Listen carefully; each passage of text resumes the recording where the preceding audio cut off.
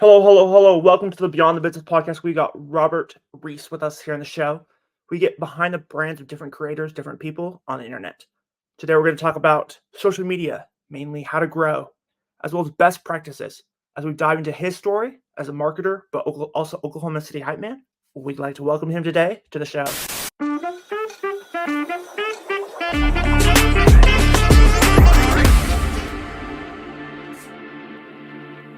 Good morning, Robert Reiss. How's it going? Good morning. Good morning. How are you today? 100 going good, going good. I remember I was talking to you a little bit a second ago, and for the audio listeners and for all the other listeners, you have a unique voice. I was like, oh, I don't know if this voice is real, but after I met you, I was like, oh, it's real. Yes, I get that a lot. Going all throughout. I don't know what it is, but I remember as like a young kid, I was like, I want to grow up and have a deep voice. I think I'm just a big guy with a deep voice. I don't know if I like manifested a deep voice because I was like, men have deep voices, right? Mhm. And so, but that's just how I kind of ended up. I sung in choir, most definitely. Most definitely all the lower parts. Musicals were very challenging for me. 100%, 100%. But you want to give yourself a brief intro, and then we'll go into a short question section. Yeah, so you're 100% right. You nailed my name, Robert Reiss. That's how you pronounce the last name. Robert, no one really messes up, but Reiss, people butcher a lot. But also known as Rad Dad Rob a lot online. I am a dad, and I started just making content, making being a content creator, something that I've always kind of dreamed about, always something that I've wanted to really dive in and do.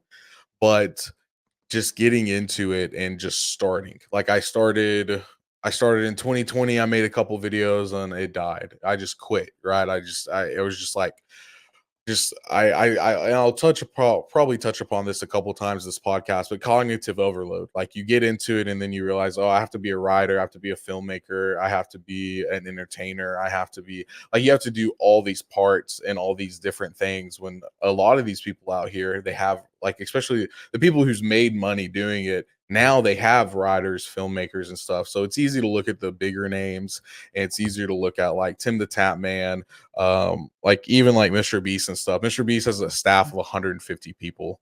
So stuff like that, it's a lot of cognitive overload. So I tried it, I quit in 2021. I tried it again, I quit. And in 2022, I stepped back from I used to work for the Oklahoma City Thunder NBA team doing entertainment, and that was my creative plug. And I stepped back to take another job, and that was awful. I thought it was a creative plug and it wasn't. So I was like, I have to make this content creation stuff work. Even if it doesn't work, I'm just going to continue making videos and something will eventually spark and I'll continue getting better. 100%, 100%. I know a lot of people, especially in the entrepreneurial world, like compare themselves to Alex Hermosi, and they're like, Yeah. "Oh, Alex Hermosi is making this much content. I should be making." It's like he's a team. He's people. He's Yeah. organization.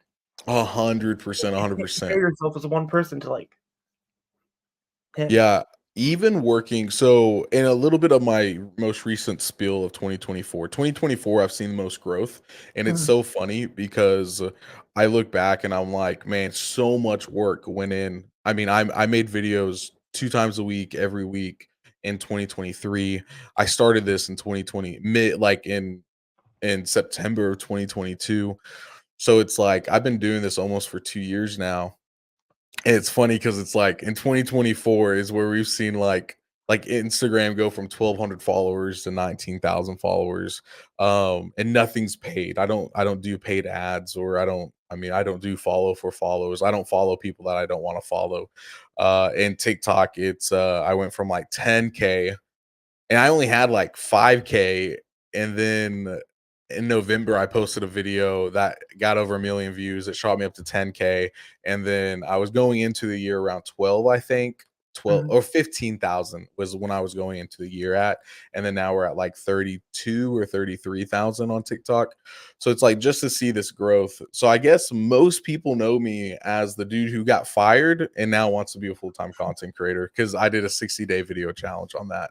Uh, but yeah, you're right. Alex Ramosi has a whole team. Like he has a dude that just does that. And I'm looking for a job right now, but me doing it full time right now, it's still a struggle to get out 7 pieces of content every week and stream 3 to 4 hours a day.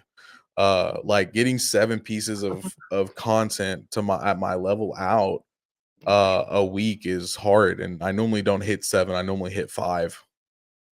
100%, 100%. Dive into the show a little bit for those that haven't listened.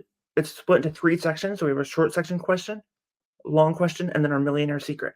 So for the short session, just get into the show. We got 23 AI generated questions. I just want you to choose 3 numbers and we'll dive in. We'll do 1, 13, and 22. So you talked a little bit about this earlier, but it says, can you share a little bit about your background and your journey to where you are today? Yeah, so I mean a lot of it wouldn't have happened if I didn't get fired. Mhm. Um, I worked for this company called Paycom, and they are a HR tech payroll company, and I was hired as a marketing project manager. And when I was going into that job, my Oklahoma City Thunder actually helped me get that job because it paid quite a bit more. And my name's Rad Dad Rob, so I'm a dad with a wife and 2 kids. Yeah. And they just and my wife wanted to be a stay-at-home mom, so I took that job to afford for her to be a stay-at-home mom. You know, we were making 52K a year, 50K a year, and we were just making that work. A lot of people can't live off that, but we made it work for what we were doing. If she wants that dream to stay at home, I'll do that. I was hustling on the side, doing photography jobs, video jobs. I was renting out cars. I flipped the 2 cars I rented out. Like anything it took to make money, to be able to afford my wife to stay at home. And but Paycom just was weighing on me. I was promised that I was a marketing project manager and I would have say in this stuff, but Mhm. we were just the punching bags for that company. And even our manager was like, "Yeah, like we're just meant to be punching bags." And then I was told I was in a good place, and out of nowhere they fired me. And so that's when I came home, I was really mad, and their recruitment videos, I would always tell them because they have like 8,000 employees. I would always say like, "Hey, your recruitment videos, you should do this, this, this, or this." And it would just be like, "No, you're an idiot," or different. I would have ideas for different type of stuff, and everyone would always just be like, "No, like that's dumb." So I was like, "I'm gonna come home and make a video that gets more views than all their videos." Mhm. And like I did. I came home and day 1 of fired to full-time content creator got like a quarter of a million views, or I think it almost a quarter of a million views, if not a quarter on Instagram. And I was just like so angry. And at that point, I'd never made content tailored for Instagram. I'd only like speculated what would be good for Instagram. I'd only made content tailored for TikTok, and I knew the video wouldn't do well on TikTok. So I was fingers crossed that the video would do well on Instagram. And thankfully it did. And that kicked off the 60-day journey where we saw some pretty awesome growth. 100%, 100%. Question 13. What advice would you give someone starting out in the content creating field? That is a great question. I'm so glad we picked that one. um, so I would give people start out with your phone. Start out with look at other people for inspiration. Like look at other people. So like if you go back to like Mozart's days, everyone was making Mhm. music like him. Like he set the precedents. If you go back to Picasso with his paintings, like he set the precedents. Everyone was trying to be like him. In 2020, it's Mr. Beast. He sets the precedents. Everyone wants to be like him. So it's not bad to like look and find inspiration, even in pop music. Like everyone kind of has the bar. Everyone wants to be like that person, whether it's Drake, Kanye, or Eminem. You know, like 20 years ago, Eminem. It's crazy to think that he was relevant 10, 20 years ago. I'm old, but uh that's the thing. So like it's okay to like look around, but you just need to start making videos. Whatever you do, like just start making videos, start making content, and do it for an obscene amount of time. Like do it when it doesn't make sense. When you have finals, like still study for your finals, but still be making videos. Do it when all your friends want to go hang out and you're like, no, I'm going to make this video first, and then you go hang out. Do it when, it's like, just continue doing it. I'm not saying that you can't go hang out with your friends. I'm not saying that you can't do this, but I had, like, yesterday on stream, I have it to where people can watch my stream, and if they get points for just watching me. Once they save up so many points, they can redeem to play, and they can play with me in a game. And I say one game, normally like 2 or 3, and if we don't win, I for sure give them a second one because I want to get them a dub. And so, like, and he was like, yeah, like, I want to be a full-time streamer, but I just don't have time. And I was like, oh man, like, what do you have going on? And he's like, like, I start freshman year next year. And I was like, oh man, I was like, yeah, I mean, that can be a big jump in your life, starting college classes. He's like, no, no, no, high school. And I was like, bro, like, I'm not trying to be rude. I'm not trying to be rude, but, like, I have a wife, I have 2 kids, I had a full-time job.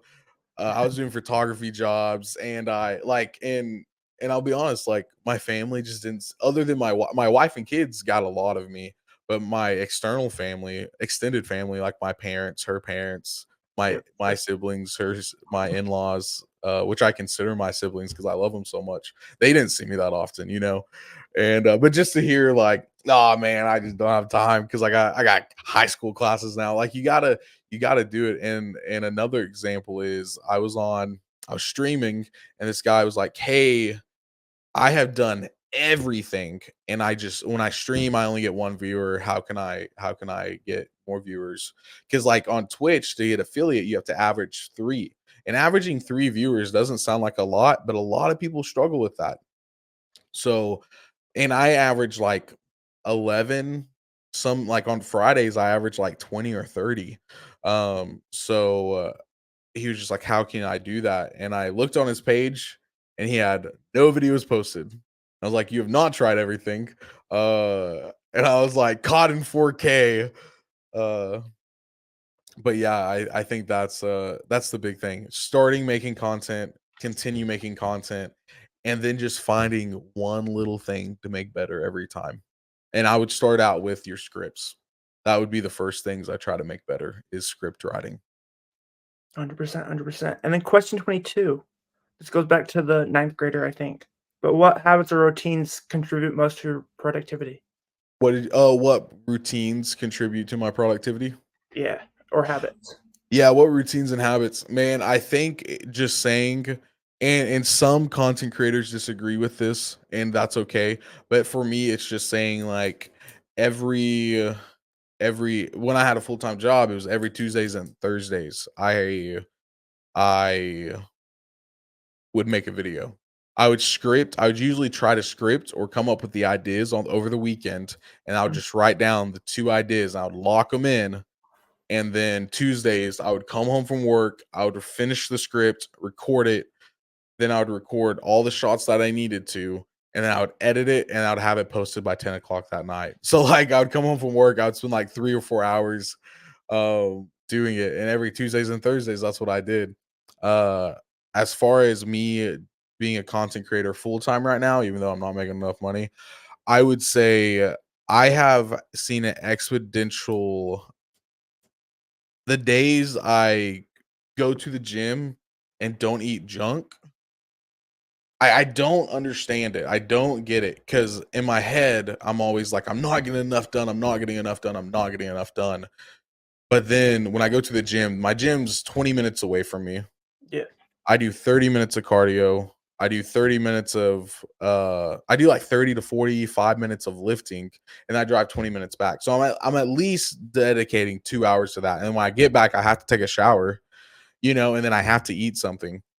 But the days I spend 2 hours, like, taking care of myself, right after that, I'm like, man, like I'm able to focus. I'm productive, and I will say, like, as I'm, like, walking on the treadmill, I'm answering emails, and like, in between sets when I'm lifting a little heavy, because you have like a minute in between sets. I'm answering an email, or I'm going through responding to comments.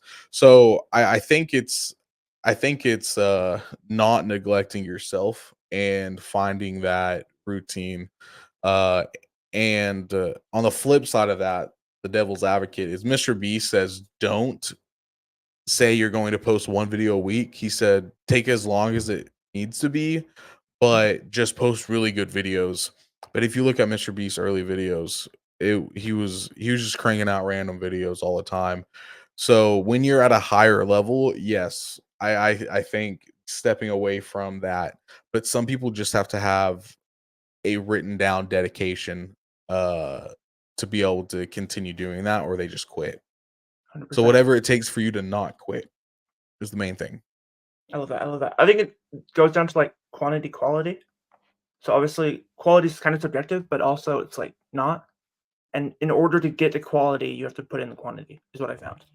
Yeah, absolutely. You have to get those reps in. Like if you can't continue doing it, you're not gonna get better. So like in like my church, I'm a man of faith. Like I believe Mhm. Jesus Christ died for our sins. And so, but our church was talking about, so all the last week we had graduation Sunday, so all the high schools graduated, and they're like a lot of high schoolers like know things, like then they know how to do it, but then the realities over here and what bridges the gap is experience. For sure. So like really good videos are over here and you're right here and you know how to make a really good video because you've watched really good videos, but find getting that experience. So and how you get that experience is doing it. I love that. I love that. I feel like a lot of people get disappointed though when they start out because it's like they can see it in their head, but then when they make it, they're like, "This is trash. This is not what I saw in my head." Yeah. How have you found to bridge the gap or to like keep going? Yeah, so like there's been times, man, and like some days just this is just a personality thing, but some days I'm like I think everything I do is hot stuff, and other Mhm. things I think everything I do sucks. So like sometimes I make a video and I'm like, man, this sucks. And then I post it, and then that video gets like that video will be like one of my top performers, and then other times I make a video and I'm like, man, this is a banger. And especially when I was like in 2023, when I like didn't really when I was still learning a lot of stuff, I was like, this video is a banger, and then it would Mhm. suck. Now I'm pretty good at telling like what video is going to do well, like on the 60-day challenge. Like I remember day 23, I went to my wife and I was like, this will be the second biggest video in the entire challenge. My wife was like, really, you think so? And I'm like, yes. Like it was just a banger. Like it was a good video. I didn't do it for views, but it was a little bit different, and I just knew it would strike well with the algorithm. Mhm. But I overall I think just sometimes you just have to move on. Sometimes if the video is like you're like, this isn't my brand, this isn't who I am, and the video sucks, just scrap the video. Like what did you learn from that? What can you do to not repeat that? And then scrap the video. Or if you get done with it and you watch it and you're like, this kind of sucks, and it was on the filming script writing side, so I can't just edit it to be better.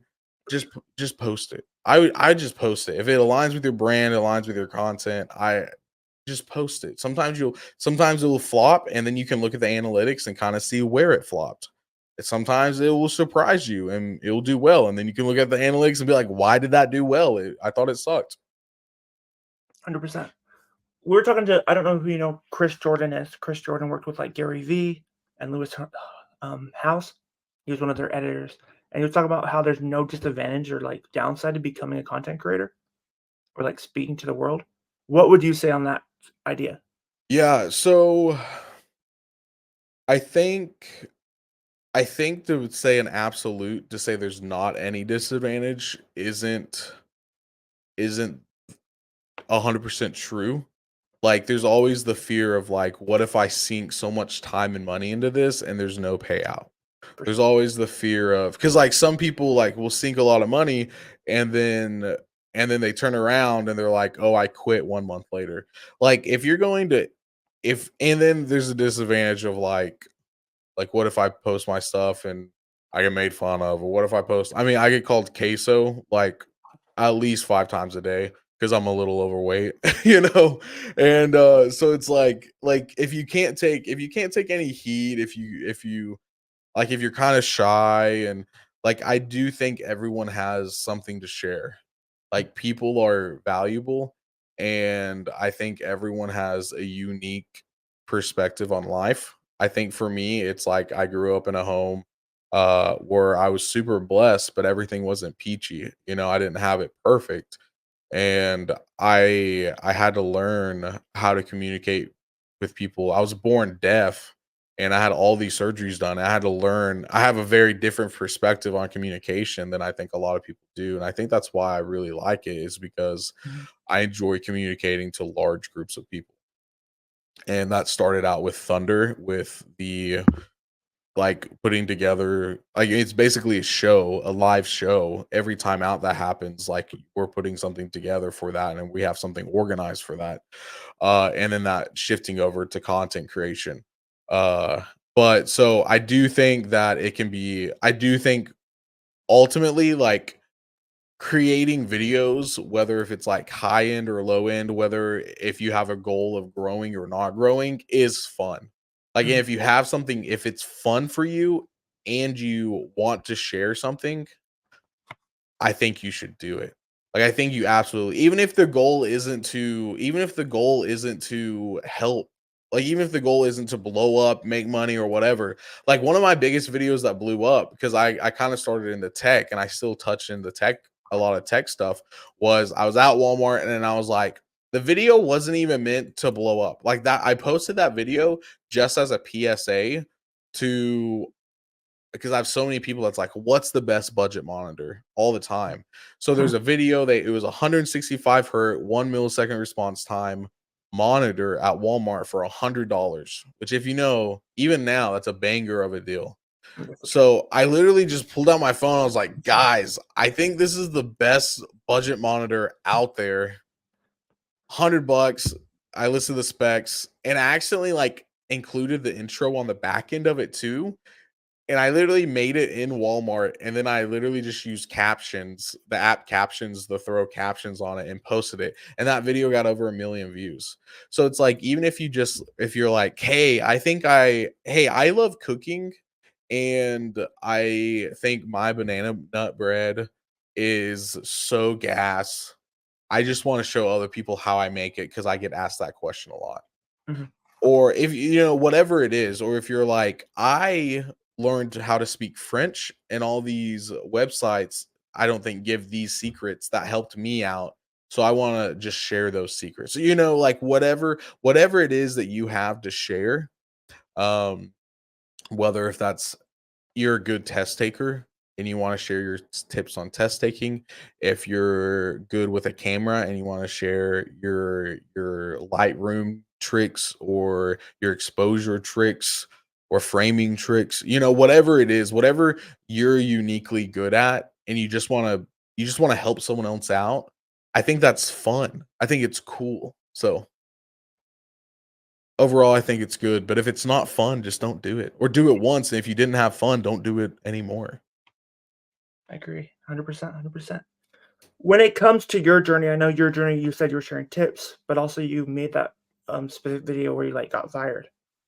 What was your thought process behind that? Because I feel like a lot of people would be, like, super afraid to make that video.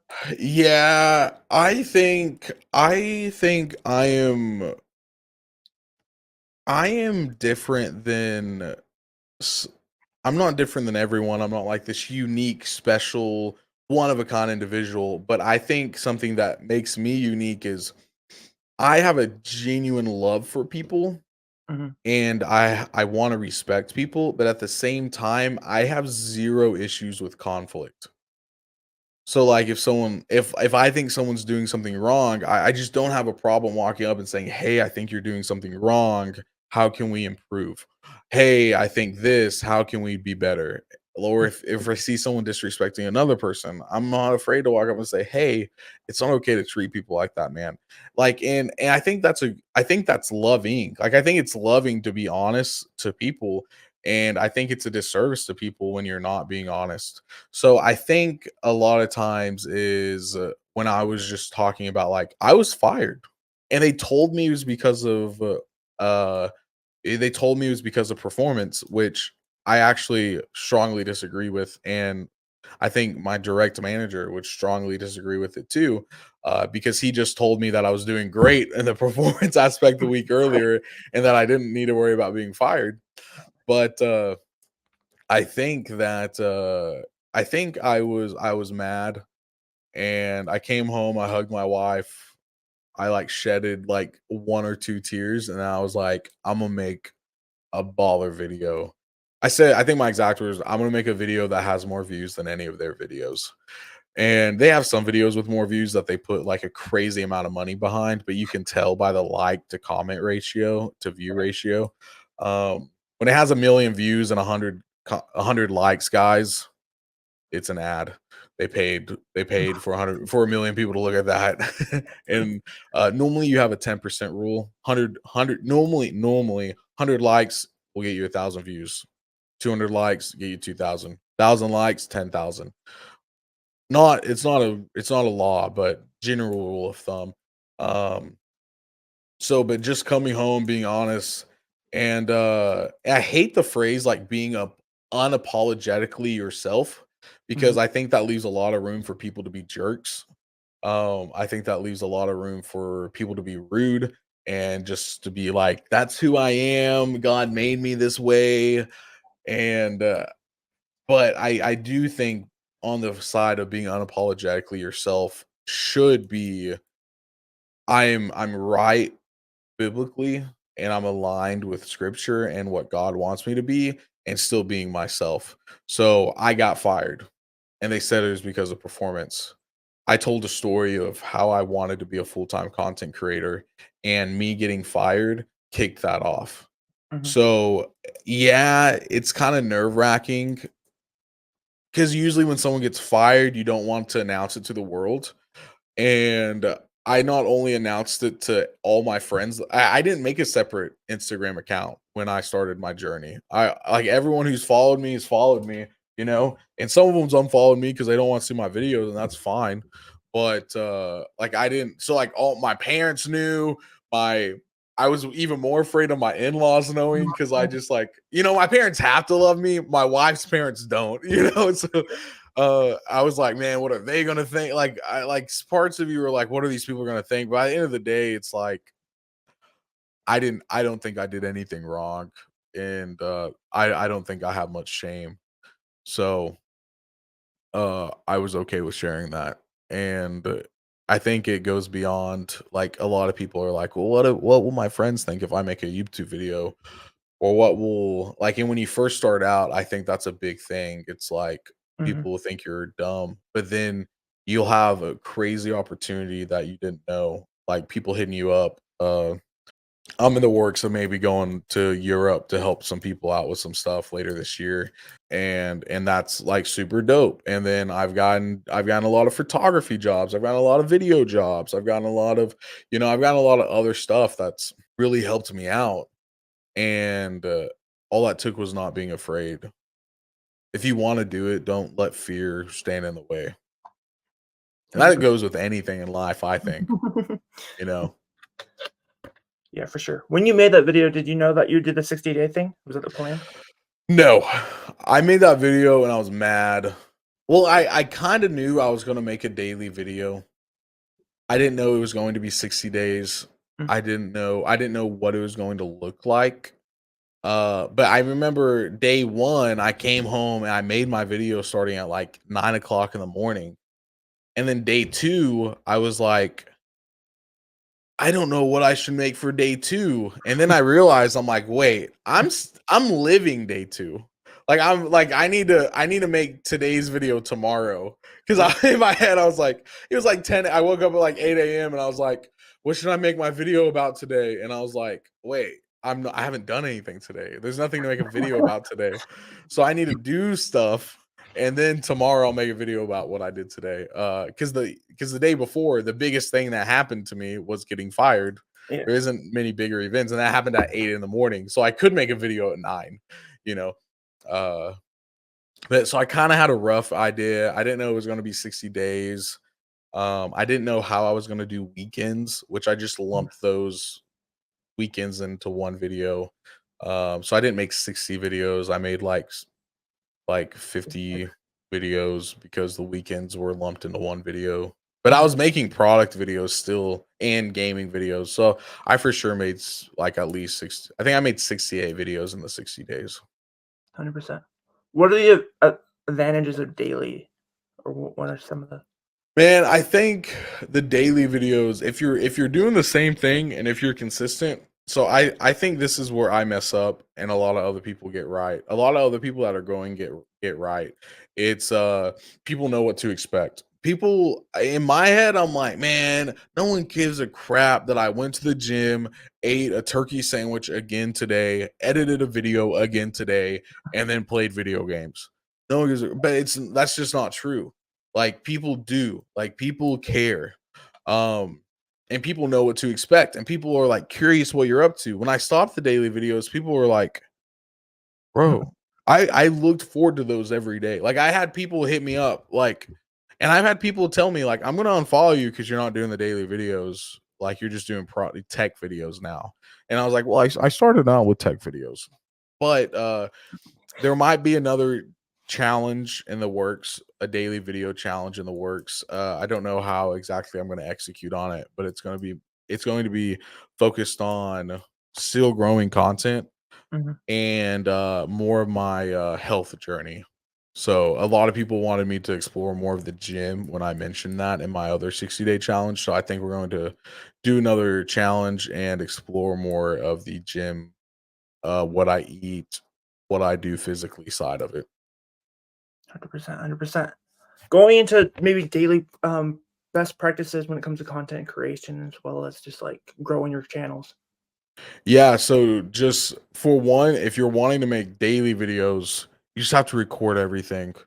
Like it kind of sucks just like carrying. I hate this camera. I don't hate this camera, but I hate this camera for videoing because the screen doesn't flip out. So that's why I have this monitor right here and it's just way too chunky to carry around.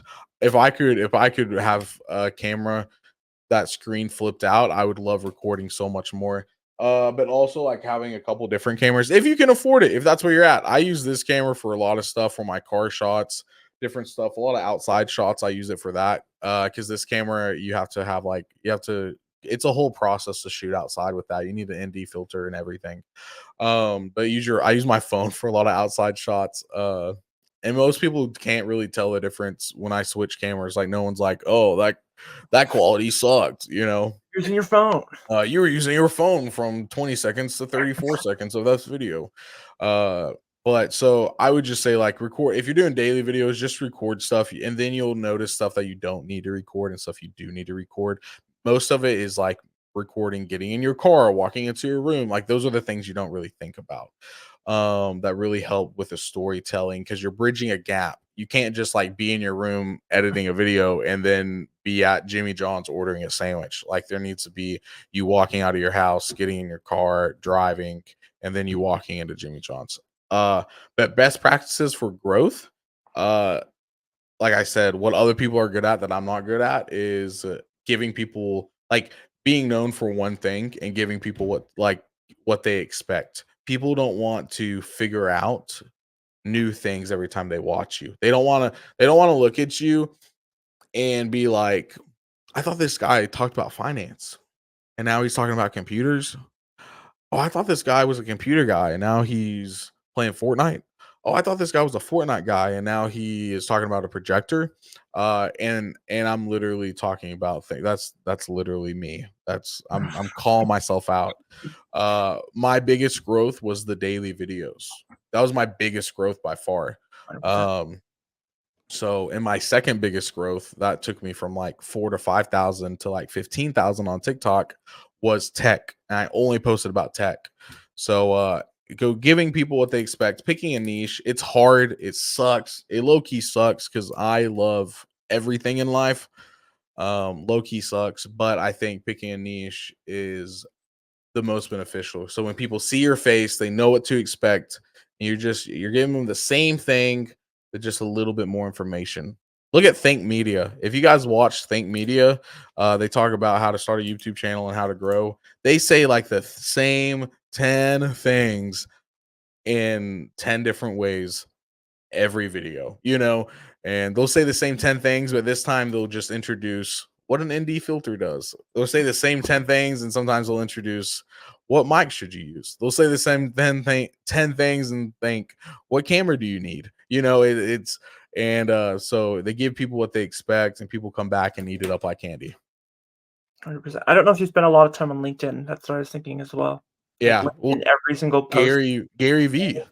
same post. Yeah, You posted this yesterday, the day before, and the day before. yeah. Gary V. I mean, Gary V. How many? Like he Yeah, says the 5 different same. messages, Yeah, he like says the same but it worked. things. Yeah, but it works, and that's what people expect. Mr. Beast. They expect him to do something big and crazy. Um, and so it's. I mean, that's just what it is. 100%. Before we wrap up, what are your tips for finding a niche or just like niching in general? Man, I would ask like what unfair advantage you have. Like I always ask that. So like what's something you love and what's something you have an unfair advantage at? For me, going into it, it was like I had an unfair advantage with like film equipment and stuff like that, even though I didn't talk that much about it just because I was doing wedding photography. So I was like I had an unfair advantage on that. I had a nice PC. And I even talked a little bit about how to buy, sell, and trade on Facebook Marketplace because I did that for a while. Like I did that. I made like I did that. I started doing that when I was like 12. So it was Craigslist back then. My parents hated it.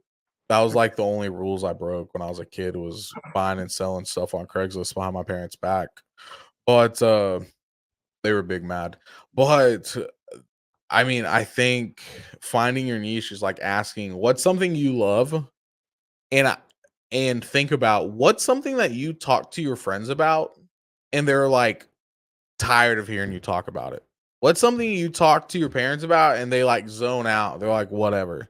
What's something you like watch YouTube videos on at night for hours on end? What's something like that's I think that is a good place to start. Like what's something that you just like eat up inside and then just start talking about it to other people. There's I think of talking about I'll give two examples. Talking about the unfair advantage.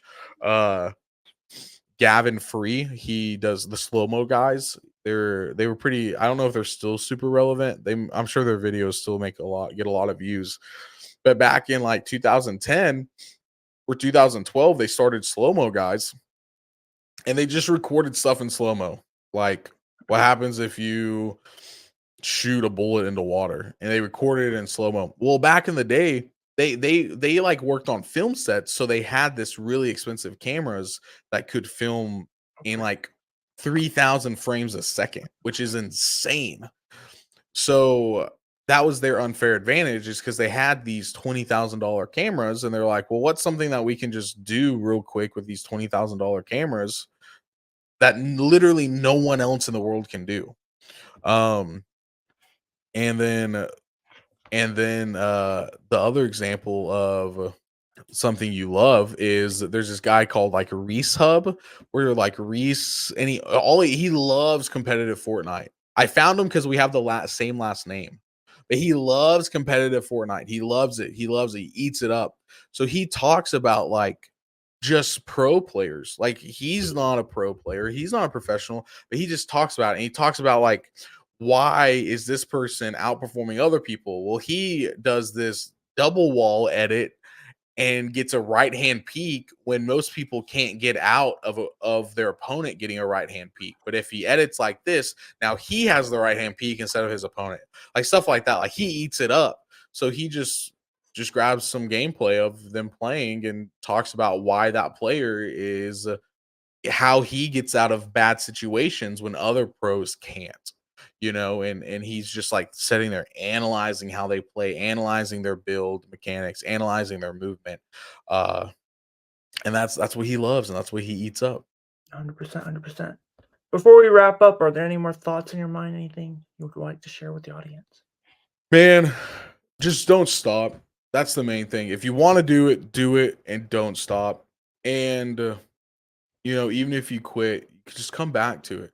If it's something that you really want to do, if it's something that you really love, Just do it. I mean, look at I have his book right here, but Ali Abdal, he was a doctor and then he started making videos to help other people test because he was a tutor and he would help tutor people. And then he realized I can only tutor so many people and I'm doing the same thing like every time. So I'm just going to record it and then sell the videos to Mhm. people. And then he's like, now I'm just going to record it and post it to my YouTube. And now I'm going, and he was a doctor. And he was really good at testing. So he just made videos about that. And so it's like finding what you're really good at and just making videos about it and just not stopping. Cause now he's like the leader. Now he's like a leader in productivity and he just wrote a book about productivity. It's called Feel Good Productivity, and I'm like a couple chapters into the book. But I mean, I think that's the main thing. And then if you and like what and when I was a kid, I was like, man, it would be so cool to like have a channel and then people send me stuff. Well, Elgato right here is the Elgato prompter. It's like $350. No way right now being unemployed, I could afford that. Right here are some like really high-end mouse pads like this standing desk I got sent to me, this mic someone basically gave to me because they saw my channel, like all this stuff, like this 4K camera on a gimbal that's $350. Like companies send me this stuff for free, and I just make a video about it. So it's like kid me would think I was super cool, but I mean that's pretty much it. Just don't stop, and keep your head on straight. 100%, 100%. Before we wrap up with the millionaire question, where can people find you? People can find me raddadrob.com, raddadrob.com. All my socials are there. I stream Monday, Tuesday, Wednesday, and Friday, 8 o'clock Central, and Thursdays start at 10 Central. But every weeknight I'm streaming. We do huge tournaments that you can win actual money on Fridays. And Instagram, TikTok, LinkedIn is just Robert Reiss. But yeah, so you can find me Rad Dad Rob on socials, but going to the website's the easiest way to find everything. 100%. Getting to the end of the show, the millionaire question. There's an insight we gain from every person, and in the season finale, we review all the insight. So, what would your insight be? I think my biggest takeaway in every aspect of my life has been choosing your hard. It's something that I always fall back on and that I heard in high school. I don't even remember where I heard it, but like when I was born deaf, I went to like 10 years of speech therapy. And when I was in high school, I heard a recording of myself and I still sounded like I was harsh on myself. I was like, you sound like an idiot. So I would like sit there and record myself talking, play it back and try to change it, record myself talking, play it back, try to change it, record myself talking until I sounded how I wanted to sound. Mhm. I was over 300, I was like 320 pounds in high school. And I was like, man, dude, it's hard being 320 pounds. Like it's hard. Like your day to day, like walking upstairs, people look at you, like getting a girlfriend. Every aspect of it was hard, but it was also hard getting on a treadmill and stop shotgunning funnel cakes and Big Macs. So, like, that was also hard, is, like, going to the gym, being afraid of what people think of you. That was hard. It was hard to start learning how to write, film, talk to a camera, etcetera. That was hard, but I couldn't imagine where my life would be right now if I didn't have it. That would also be hard. Mhm. So, whatever it is, choosing what's hard and getting the outcome that you want. I think about that with parenting all the time, which I won't go into details, but like, man, my kids would be brats if I didn't choose the right hearts, you know? So I think no matter what it is, choosing the hard, and most of the time, choosing the right hard is what's hard first, you know? It's not hard to eat Big Macs, but it ends up being hard when you're 320 pounds. What's first hard is choosing to eat the right things and going to the gym, but then it pays off long term. So I think choosing, analyzing it, and choosing the right hard. is always is one of my biggest tips, especially to young men and women out there. 100%, 100%. Thank you for that. Thank you for the insight, and thank you for being on the show today. Awesome. Thank you.